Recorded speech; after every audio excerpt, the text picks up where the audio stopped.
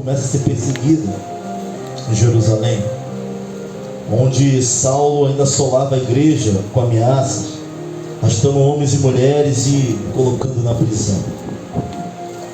Vamos ver o primeiro mártir, Estevão, instituição dos diáconos, e a guerra começando aqui, a perseguição da igreja. Versículo 4 diz assim: mas os que andavam dispersos iam por toda parte anunciando a palavra. Descendo Filipe, a cidade de Samaria, lhes pregava a Cristo. E as multidões unanimemente prestavam atenção ao que Filipe dizia, porque ouviam e viam os sinais que ele fazia. Pois que os espíritos imundos saíam de muitos que os tinham clamado, clamando em alta voz. E muitos paralíticos e coxos eram curados. E havia grande alegria naquela cidade. Estava ali um certo homem chamado Simão, como aqui no versículo 9, que anteriormente exercera naquela cidade a arte mágica, e tinha iludido a gente de Samaria, dizendo que era um grande personagem, ao qual todos atendiam, desde o mais pequeno até o maior, dizendo: este é a grande virtude de Deus. E entendiam-no a ele, porque já desde muito tempo os havia iludido com artes mágicas. Mas como crescem em Filipe, que lhes pregava acerca do reino de Deus e do nome de Jesus Cristo, se batizavam tanto homens como mulheres. E creu até o próprio Simão, e sendo batizado ficou de contínuo com Filipe, vendo os sinais e as grandes maravilhas que se faziam, estava atônito.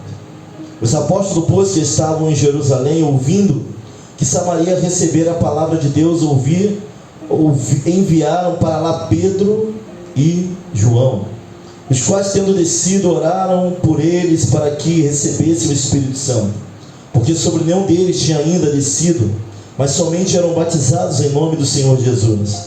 Então lhes impuseram as mãos e receberam o Espírito Santo. E Simão, vendo que pela imposição das mãos dos apóstolos era dado o Espírito Santo, lhe ofereceu dinheiro. Só até aqui. Oremos ao Senhor. Pai querido, eterno Deus, nós te louvamos e engrandecemos o teu nome. Te glorificamos, Senhor, e te glorificaremos enquanto existirmos, pois entendemos que tu és a rocha muito mais alta do que nós. Tu és aquele que, com apenas um gesto, com apenas um estalar, Senhor, pode mudar toda a trajetória da nossa vida. Nós cremos em Ti e aí na Tua palavra, Senhor, que é poderosa para mudar situações. Oramos pelo povo que aqui está, Senhor. Ao começar por mim, Pai, vem e fala de uma forma sobrenatural. Toca no nosso íntimo. Que não seja mais uma quarta-feira que eu vou para a igreja, mas que eu possa entender que eu estou em encontro com a Tua palavra. O Senhor jamais vai deixar de falar conosco. Assim nós oramos e te agradecemos, o nome que é sobre todo nome, nome poderoso de Jesus. Amém, amém e amém. Podem sentar, mas não fique acanhado de glorificar o nome dele, porque ele é bom. Eu peço sua atenção aqui, toda a sua atenção, para aquilo que vamos estar falando nessa noite. A pregação, o tema é Indo aos Samaritanos, parte 2. Você lembra que quarta-feira passada nós falamos sobre Indo aos Samaritanos, parte 1, em que Jesus teve um encontro com a mulher samaritana.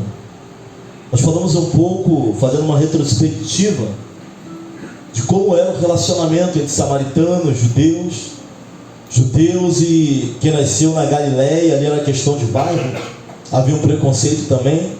Quem nascia na Galileia, galileu, assim como Jesus, era considerado caipira, alguém bronco. Mais ainda contra Samaria. Nós falamos também na semana passada sobre o cativeiro do Reino do Norte, as 10 tribos do Reino do Norte, as 2 tribos do Reino do Sul, Judá, tribo de Efraim.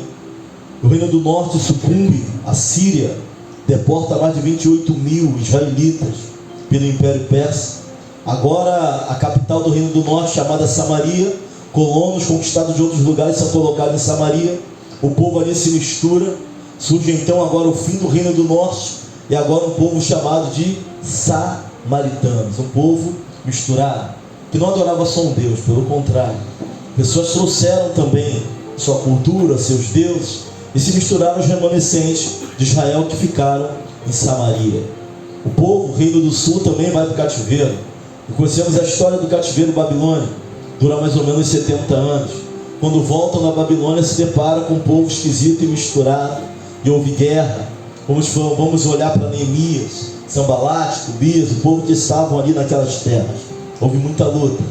Então os samaritanos e judeus se achavam superiores a samaritanos se achavam superiores a judeus. E vamos ver que Jesus ele passa por Samaria. Importava passar em Samaria. Era necessário passar em Samaria, não porque era o único caminho para ele ir para Galiléia, mas porque ele tinha uma missão em Samaria, de levar o evangelho àquela mulher, e ele escolhe a mais desprezada, a que vai pegar água quando ninguém pode pegar. Ele escolhe a mulher que por algum motivo foi repudiada, que teve vários maridos e o último também não era dela, não estava num relacionamento convencional. Ninguém vai falar na Bíblia que aquela mulher era uma prostituta, pelo contrário, fala que ela teve vários maridos e agora está numa relação que não era uma relação de casamento, mas era uma mulher mal vista pelas outras mulheres, tanto que ela vai pegar água sozinha, e ali ela vai sofrer uma metanoia. Jesus vai pedir água para ela, e o relacionamento vai começar com o pedido de Jesus. Ele começa o relacionamento pedindo algo e não dando algo. Vai pedir água para ela, e vai falar para ela, se ela entendesse quem é que está pedindo água para ela, o dom que estava sobre ele, ele pediria a água da vida. Conversamos um pouco sobre esse diálogo de Jesus e a mulher samaritana, e Jesus vai falar de uma forma que ela entenda. Falamos do significado de água da vida, vai aparecer a primeira vez lá no Antigo Testamento, quando os homens de Isaac, vai haver contenda com os pastores de Gerar, vão entulhar vários poços, ele vai sair, vai encontrar a água da vida num dos poços. É a água de nascente, é uma água que não cessa. Jesus vai se comparar a isso para que a mulher entenda quem está falando com ela. E no fim de toda a conversa nós vamos ver que nem sempre a nossa necessidade terrena é realmente a coisa mais importante. Ela foi pegar água no poço, o cântaro fica. O que é cântaro? O pote. E ela vai anunciar aquilo que ela ouviu da parte de Jesus. Ele vai falar para ela, Yahvé, eu sou. Quem fala com ela era simplesmente Senhor, Deus Todo-Poderoso. E ela sai correndo, e outros samaritanos vão se chegar até ela para ter com Jesus. Ou seja, Jesus faz uma evangelista imediata. Assim como quando ele atravessa para Gadara, ele vai encontrar ali um homem endemoniado, um homem sem perspectiva, um escravo de demônios, e Jesus vai fazer ali um evangelista imediato, que não vai nem permitir que o siga, mas que ele volte para a casa dele e fale tudo aquilo que aconteceu na vida dele. Olhe para alguém que está do seu lado e fale assim: Jesus quer fazer de você também um evangelista imediato. Alguns têm medo dessa responsabilidade. O fato é que alguns têm medo de ser isso, aquilo que Deus quer que ele seja. Mas acredite, enquanto batermos o pé, enquanto formos na direção contrária, nunca seremos completos. Pastor, seguir a Cristo às vezes traz guerra. É melhor passar a guerra seguindo a Cristo, irmão, do que viver uma vida toda correndo daquilo que ele tem para nós, e no final da vida ver que não valeu a pena viver correndo disso. Estou fazendo essa retrospectiva para você entender a parte 2, que é indo aos samaritanos, parte 2. Que os samaritanos, primeiramente, é o mestre, e para o mestre não tem preconceito, nem de cor, nem de região, nem de raça, nem se está misturado, nem se está sujo, nem se está imundo, nem se está endemoniado. Jesus, quando quer salvar, ele salva. Quando ele quer ter um relacionamento com alguém, ele limpa e ele traz para a presença dele. Aleluia. Mas a questão agora é que Atos agora não é o mestre, são os discípulos. Agora quem tem que partir é os discípulos. Quando nós olhamos para Atos capítulo 1, versículo 8, vai dizer assim: mas receberão poder quando o Espírito Santo descer sobre vocês, e serão minhas testemunhas em Jerusalém, em toda a Judéia e Samaria, e até os confins da terra. Jesus ele deixa um mapa de como a obra dele deve ser feita. Vai falar para ele assim: vai descer poder, vai descer virtude, vai descer capacitação sobre o meu povo, e aí vocês serão minhas testemunhas. E ele vai dar aqui um mapa: serão minhas testemunhas em toda a Judéia, Samaria, até os confins da terra. Ele está dizendo que Samaria está no mapa de pregação para salvação. Ele está dizendo que, independente deles se darem ou não, Samaria fazia parte do seu plano de mensagens, do seu plano de pregação, fazia parte das boas novas. Irmãos, o evangelho não tá se importando se você se dá com o vizinho ou não, se você não fala há muito tempo que aquele parente, ele está no mapa de pregação para salvação. O evangelho não se preocupa se o povo se dá ou não se dá. Jesus está acima de tudo isso, irmãos.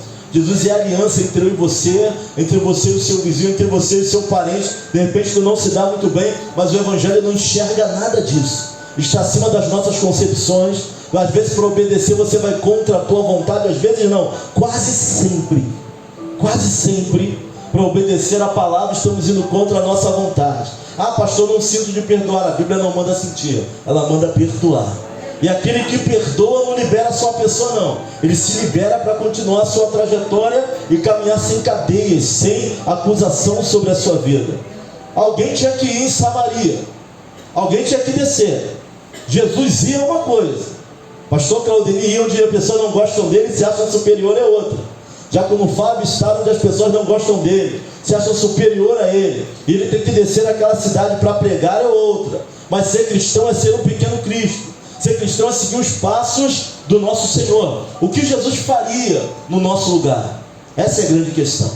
Eu estava analisando a questão de dar outra face. Quando alguém lhe bater, você dá outra face, significa você continuar a sua trajetória.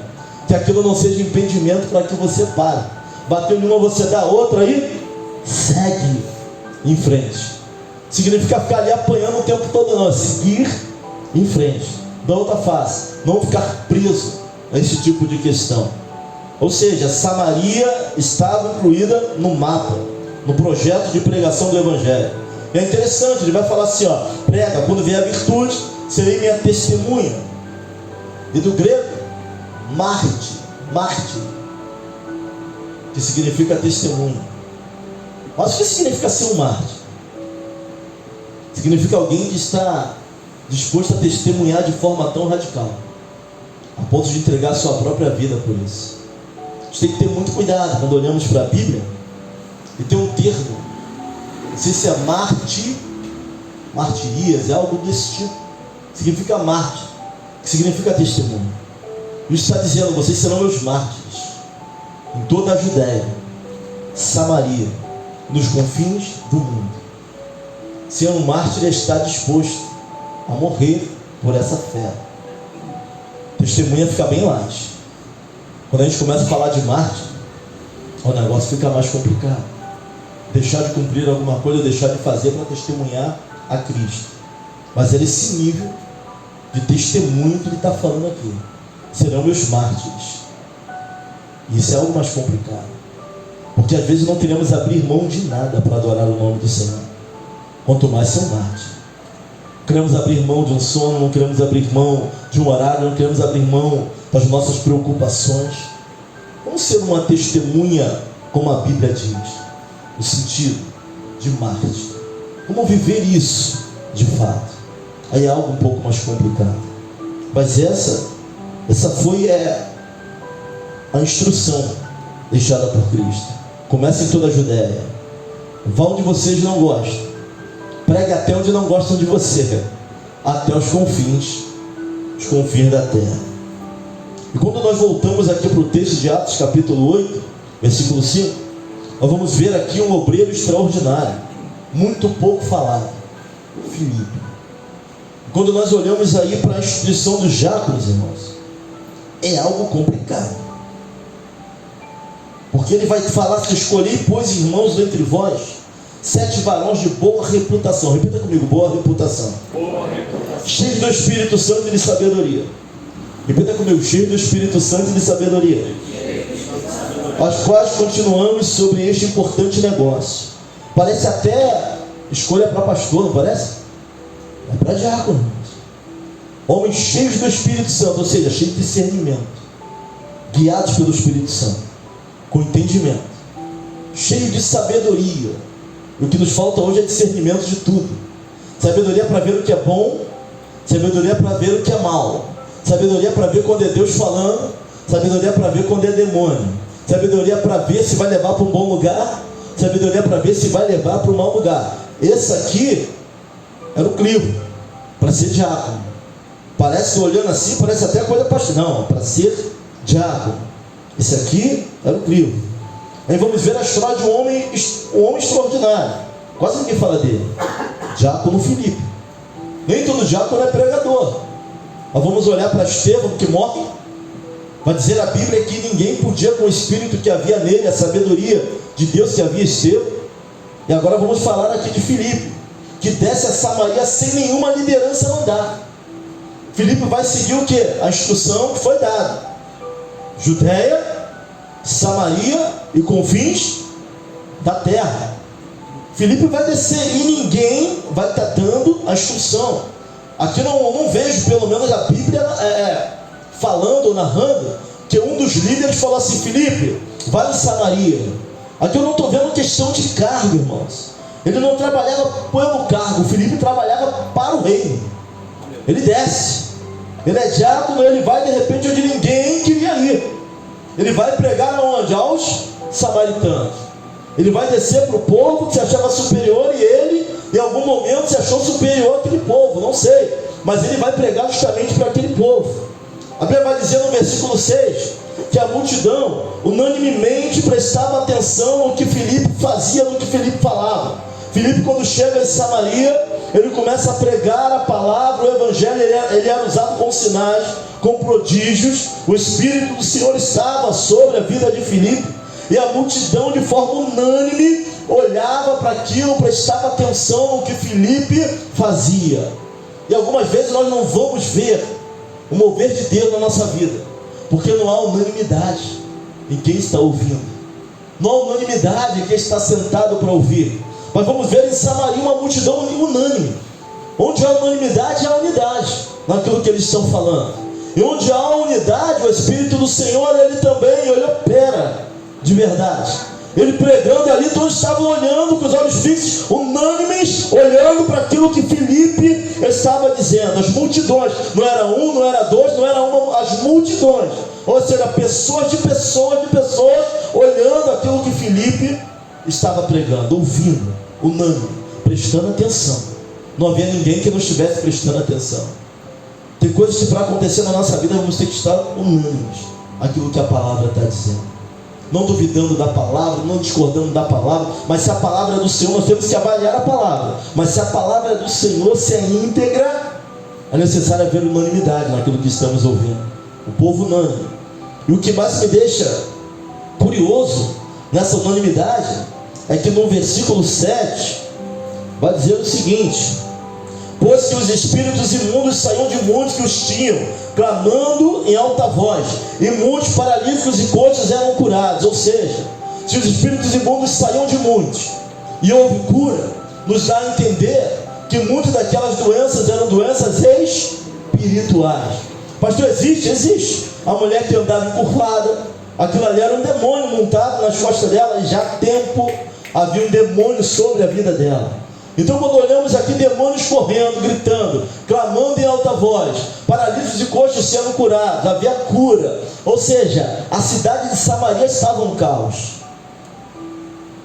Mas se o evangelho já havia chegado naquela cidade, se Jesus pregou para a mulher samaritana, se ela levou as boas novas, se eles vieram ter com Jesus, e a pergunta que eu me fiz: por que aquela cidade estaria em caos? Irmãos, se nós temos a palavra sobre a nossa vida, se nós oramos, se temos Jesus como nosso Salvador, por que a nossa vida, às vezes, nossa casa está um caos? Por que o nosso dia a dia está um caos? Havia demônio para todo lado, enfermidade para todo lado. Mas alguém já não ouviu a palavra? Aquela mulher com certeza não levou a palavra para Samaria. Samaritanos não vieram ter com Jesus naquele poço. Mas por que agora, entre a passagem, a visita de Jesus, a morte e ressurreição, descida do Espírito Santo, Samaria está um caos?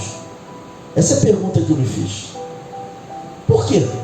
Se houve palavra, se Jesus esteve com ela, e por onde Jesus passa, um cristão, o evangelho fica. Mas Samaria estava um caos. Demônios gritando, pessoas doentes.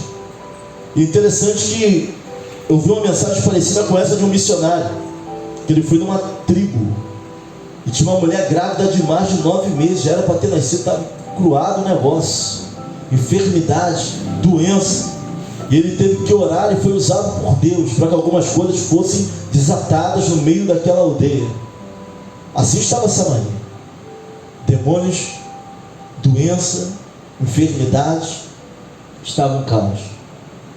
E Deus me levou na minha pergunta, eu espero ter te deixado curioso também nessa noite, para Mateus capítulo 13, onde vai falar da parábola do semeador.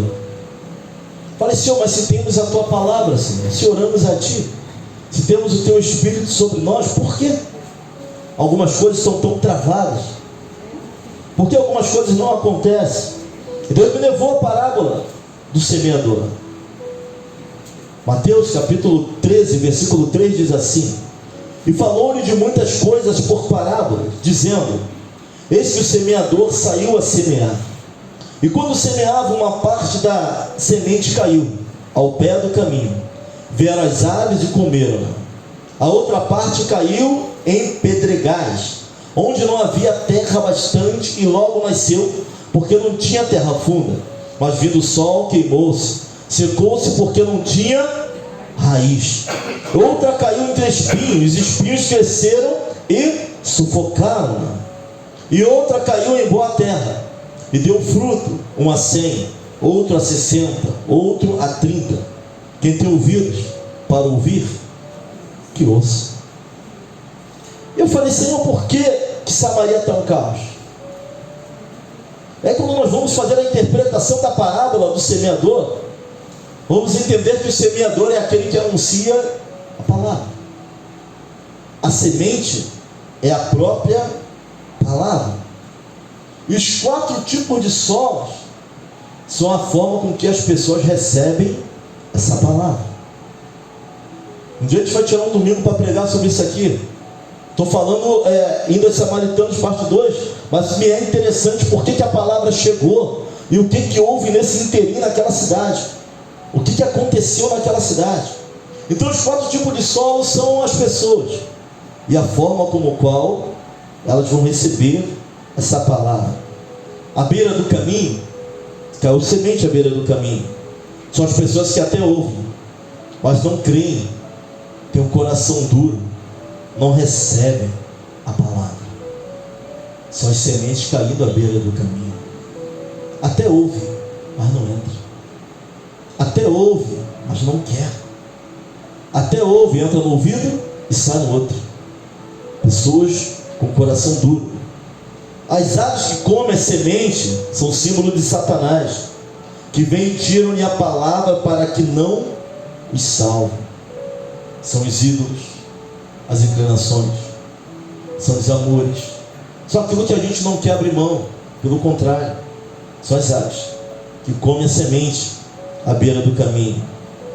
O solo rochoso são as pessoas superficiais, emotivas, com questões internas.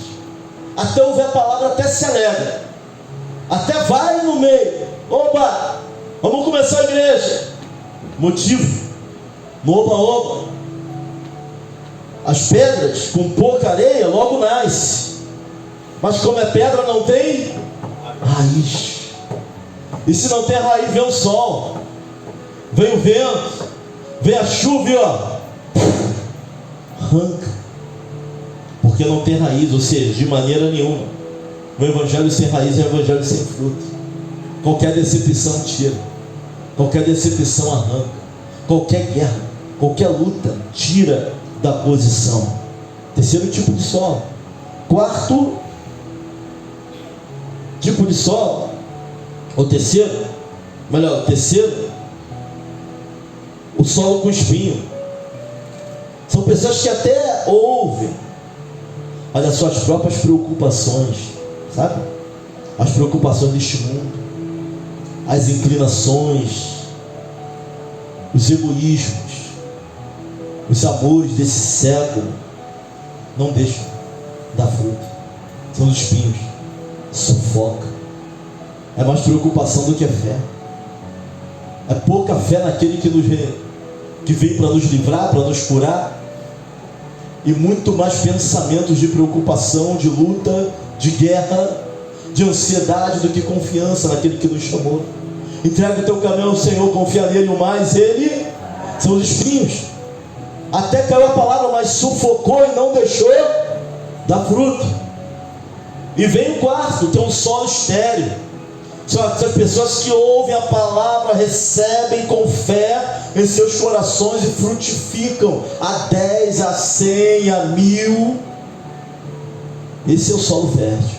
Pastor, o senhor está dizendo? Eu não, é a palavra que está dizendo. E fica aqui uma pergunta para nós. É uma pergunta retórica. Que tipo de solo você é? Essa é a grande questão. Então, muito provavelmente a palavra chegou em Samaria, mas algumas caíram na beira da estrada, outros comidos pelas aves, outros no solo pedregoso, não criou raiz, outros no solo espinhoso. Mas quem deu fruto? Quem frutificou? Irmãos, isso aqui é uma parábola. Quem tem ouvidos ouça, porque é uma parábola para nos causar preocupação, de pensarmos que tipo de solo nós somos. Se pedregoso, se não cria raiz, se vê um sol, vem um vento e logo arranca, e a palavra não frutifica e não cresce. Por que ele acaba dizendo a parábola quem tem ouvidos ouça? Porque é algo a perturbar. Porque talvez não sejamos um solo tão bom como pensamos. Se não dá fruto, se não frutifica, então não somos o solo fértil, não somos o solo bom. Então para que servimos? Se a árvore não dá fruto, serve para quê? Para ser arrancada e jogada no fogo. Serve, tem que dar fruto. Mas a questão é que tipo de solo nós temos sido na presença do Senhor, nessa grande seara. Quem somos nós? O solo pedregoso, os da beira do caminho, ou dos espinhos, ou que frutificam de fato? Sabe, alguma coisa aconteceu naquela cidade, porque parece que eles continuaram na mesma. E Filipe desce, mas a palavra não volta vazia. Já tinha ouvido, ficaram unânimes, mas estava em grande desgraça. Quando Filipe começa a pregar, os espíritos saem, porque onde habita o Espírito de Deus, o Espírito Santo, tudo aquilo que é ruim tem que sair. Às vezes basta uma pessoa, irmãos, basta uma pessoa, um representante. Pastor, o senhor não conhece a minha vida, meu quintal, a minha família? Basta você para mudar toda aquela realidade, basta você. Aleluia!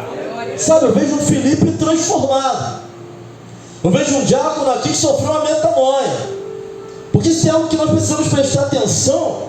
Em Romanos 12:2, não vos conformeis com o presente século, mas transformados pela renovação, a renovação da mente. Alguém que sofre metanoia, ele não só muda ele, mas tudo aquilo que está ao redor dele. As coisas ao seu redor têm que mudar também. Não há uma conformidade com a situação, mas é uma transformação. Quando a nossa mente é renovada, quando nós sofremos sim essa transformação de dentro para fora, aquilo que está fora, aquilo que está ao nosso redor também muda. Como é que a gente consegue mudar o que está ao nosso redor? Transformando a nossa. Só Deus pode fazer isso. Então eu vejo um Filipe descendo onde ninguém desceria. Eu vejo Filipe ir ao povo que outras pessoas talvez não iriam. Eu vejo ele pregando com poder e autoridade em Deus, porque houve uma mudança. O contato mudou. Pastor, era um diácono. Por que eu estou repetindo tudo isso, irmão? Porque Deus nos chamou para o seu reino, para fazer independente de cargo, independente de quem sejamos. Deus colocou talento em pessoas, e nós não trabalhamos por cargo, mas trabalhamos para o reino de Deus. Ele desce, ele prega, e ele vê demônios correndo. Imagine você sendo usado dessa maneira, você chegando no meio da tua parentela pregando. Quem está doente se levanta, Deus começa a operar, demônio começa a correr. Quem está em depressão se levanta. É possível. Mas uma igreja que crê na transformação. Jerusalém agora, a igreja perseguida, ela precisa sair. Será que a gente vai precisar ser perseguido para despertar o dom que há em nós, irmãos? A unção que está sobre a vida da igreja, um homem só. Ele vai a Samaria, um homem com o Espírito de Deus na frente, assim como Davi com Deus na frente. Faz diferença. Ele começa a pregar, as multidões unânimes começam a ouvir. Você vai na casa de alguém que é teu inimigo, a tendência é ele não te ouvir. Mas estavam tão mal, até o momento Deus prepara. Porque quem está no fundo do poço tem uma saída que é olhar para cima. Não tem como sair olhando para baixo. Começa a ouvir ele pregando. Os demônios começam a partir em retirada, a correr, clamando em alta voz. Paralíticos começam a andar. Versículo 8. E havia grande alegria naquela cidade. Pastor, mas eu me sinto triste, não há alegria na minha vida. Se debruça na doutrina. Vai para a palavra. Vai orar, Senhor, quero sentir a tua presença. Onde o evangelho chega existe alegria, cura. Houve grande alegria naquela cidade, onde a palavra é ouvida unanimemente, onde nós paramos e guardamos no coração. As coisas acontecem sim. Mas será que ainda cremos nesse evangelho? Onde ele é pregado e a grande alegria, porque nós somos cristãos e estamos vivendo dessa maneira. Será que temos provado do melhor de Deus para a nossa vida? Desse mistério, que é a palavra, que é o mover de Deus de fato. Temos vivido isso? Essa é a questão. Houve grande alegria. A cidade que estava acabada, destruída, demônios partem em retirada. Onde Deus chega, o demônio tem que sair.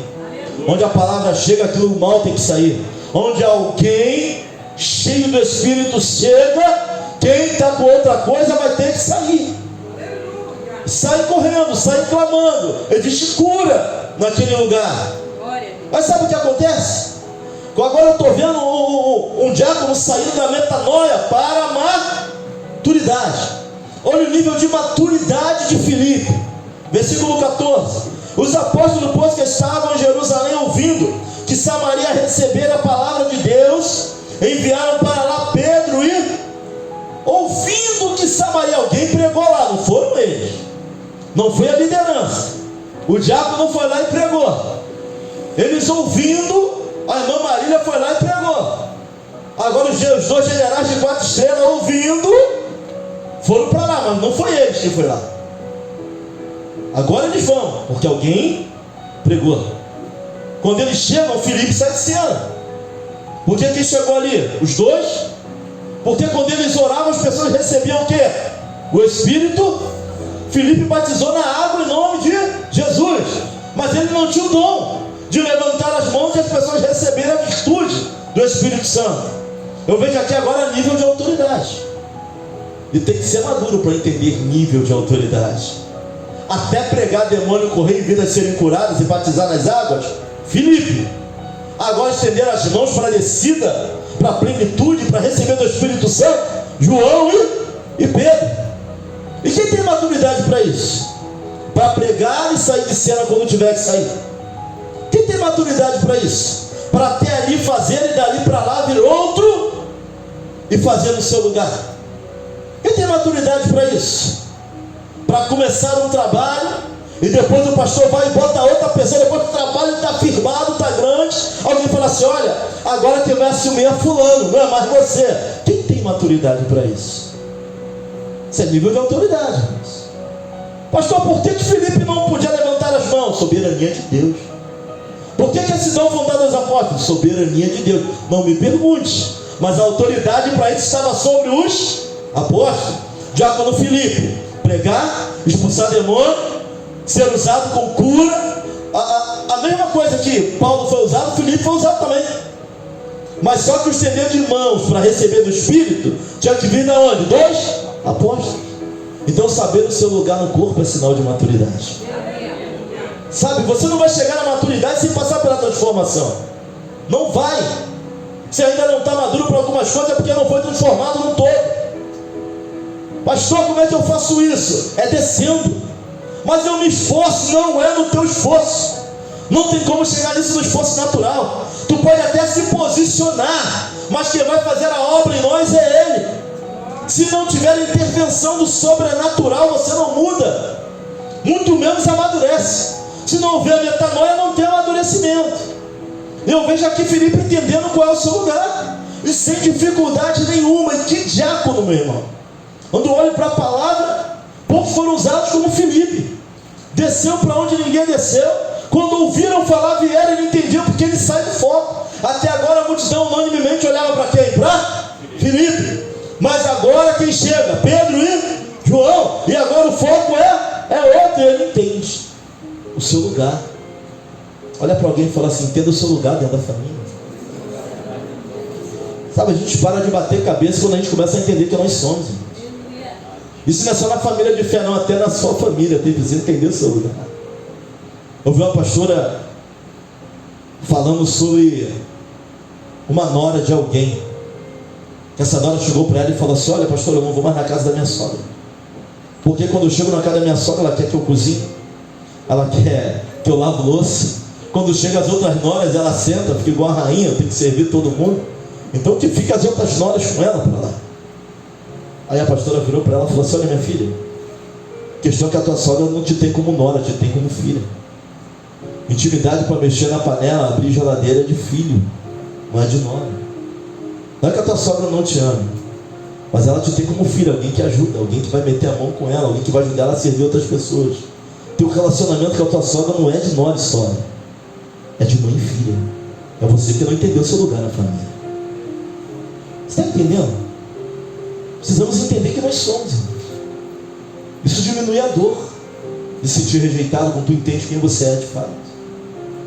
Ah, pastor, eu só lembro de mim por aquilo que eu faço, aquilo que eu sou. Mas a árvore é conhecida pelo quê? Você só conhece a macieira por quê? Tu come a? Não é isso? Quem já viu a macieira aqui? Eu nunca vi. Mas eu sei que existe pelo. E a macieira deixa de servir porque ninguém viu ela? Ela deixa de dar maçã? Você serve a isso. E vou te conhecer realmente pelo fruto, pelo que você faz, pela pessoa que você é. Qual é a dificuldade nisso? Você toca baixo, vou te conhecer por tocar o quê? Você prega, vou te conhecer pelo quê? Você ora, vou te conhecer pelo quê? Mas se você não dá fruto, vou te conhecer pelo quê? A árvore é conhecida pelo seu fruto. E não o pastor que está falando, é a Bíblia. É a Bíblia que diz. Filipe entende seu lugar. Sabe, é muito triste alguém que tem talento, mas não entende seu lugar. Aí fica batendo cabeça. E o próprio Deus abate. Porque Deus abate os soberbos. Quando a gente entende quem nós somos, e às vezes não é nem por mal, é por não entender o lugar, não entender quem nós somos. Então a gente vai para a palavra. Sabe, eu comecei a entender por que alguns crescem, outros não, outros param. Parábola do semeador. Se debruça sobre ela. Lê Mateus capítulo 13, lê direitinho. Pede a Deus ali a revelação daquilo. Quem sou eu? Que tipo de terra nós somos? Que tipo de terra nós somos? Onde a palavra vem da fruta, que tipo de terra nós temos sido? Sabe, eu vejo o Filipe muito tranquilo quanto a isso, quanto ele sair de cena, quanto ele fazia a parte dele, quanto haviam os apóstolos lá de outro lugar, ouviram falar, estenderam as mãos às pessoas, porque Deus estava no negócio. É soberania de Deus. Mas eu posso fazer o que o pastor Claudemir faz. Cuidado, porque o pastor Claudemir também não consegue fazer o que você faz. Se eu for dançar igual essas meninas aqui, eu vou rodar, vou me quebrar, vai dar ruim. Eu tenho noção disso. Tranquilo, pastor não sabe de tudo. Por isso nós somos um corpo, mãos, pés, e nós não temos a mesma função. E para poder funcionar, nós temos que saber o nosso lugar, porque nós já estamos saindo de metanoia para maturidade. Daqui a 2 semanas vamos falar de maturidade. Então eu vejo Filipe, a mudança, eu vejo Filipe metanoia, mas eu vejo Filipe muito maduro. Já quando Filipe, em relação a saber quem ele é, não é por carne, trabalhamos para o reino de Deus, irmãos. Essa é a grande diferença. Vamos lá para o versículo 26. E o anjo do Senhor falou a Filipe dizendo: levanta-te e vai para a banda do sul, ao caminho que desce de Jerusalém para Gaza, que está deserto. E levantou-se e foi.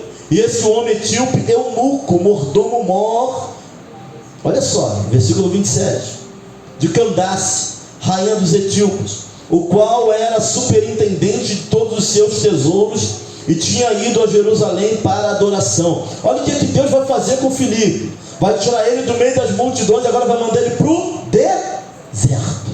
Olha para alguém e fala assim: tem que ter maturidade.